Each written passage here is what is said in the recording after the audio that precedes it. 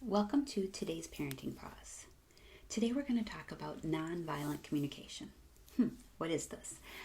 I'd like to give you the definition of nonviolent communication is the process of both speaking and listening that also incorporates bringing awareness to create the quality of connection we want in all of our relationships, especially our kids.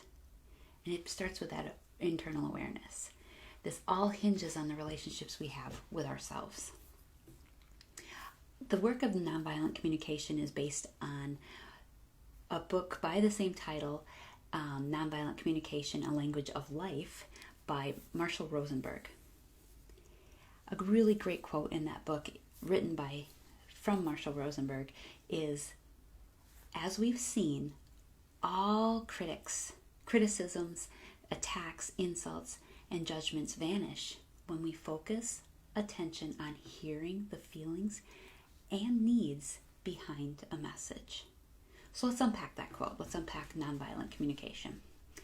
We know that communication is a fundamental building block of life. We know this.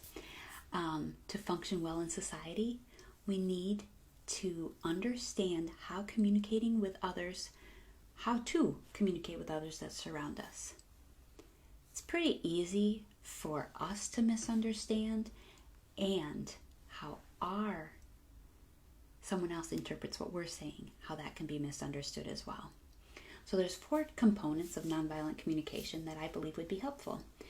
And when we use this method of communication, it increases empathy, it improves the quality of life for us and when we utilize these skills, and it helps us in all relationships that surround us. So those 4 components. First is observation. Am I taking time to pause and connect with myself and others? Remember I said nonviolent communication is compassion, and it's having that opportunity to be compassionate with myself and in relating with others. Another component of nonviolent communication is identifying the feeling. We've all heard name it to tame it, right? Naming the feeling. What are you feeling? And also in that goes to number 3 is identifying needs. So what are you feeling? And do you have any unfulfilled needs? When we can name these pieces, then we could make a request.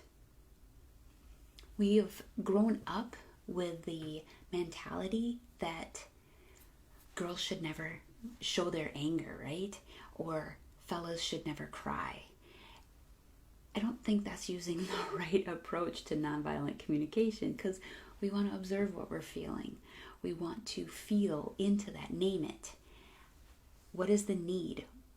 I like to, in my coaching, share every feeling equals a need. So what is the need? And then we can make that request. Some examples, we almost sometimes think that if I say I feel, that we are voicing our emotion. But some takeaways might be, if I am saying I feel, and then that is followed by the word that, like, or as if, such as, I feel like you should know better. Especially if we're talking with our kids, right? If we're using I feel with a pronoun immediately after, I feel I am consistently tired. Or if it's used with a name, then we're not necessarily voicing, right? What is truly, we're not observing, we're not identifying the feeling, identifying the need, and then making the request. So when I'm saying a name, like, I feel Sally has acted out of line. Okay, I feel, and that's where we're showing what we're thinking, not what we're feeling.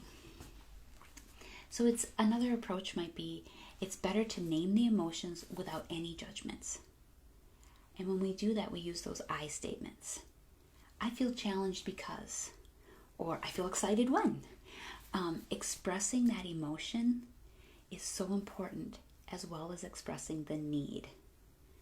What is behind the feeling? Every feeling equals a need. And it's done then with making that clear request.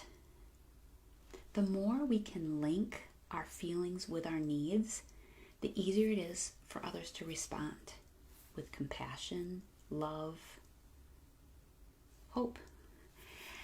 It's helpful to focus on our own needs rather than what is wrong with the others. So we're going to start with first engaging with ourselves. I like to invite you to think about emotions as a gift. I want you to take the opportunity to explore your own emotions. How are you? And then take that emotion and look at how are you showing up for your loved ones. Again, Nonviolent Communication is based on the work by Marshall Rosenberg. If you're interested and you want to learn more, reach out, direct message me. I have presentations on this topic. I do coaching around identifying my feelings, being an observation, how to address every feeling has a need, and then how to make those requests. Thanks for jumping in today's Parenting Pause. I encourage you, be mindful, show kindness, and practice gratitude. Thanks. Mary from MKG Parent Coach. Have a good one.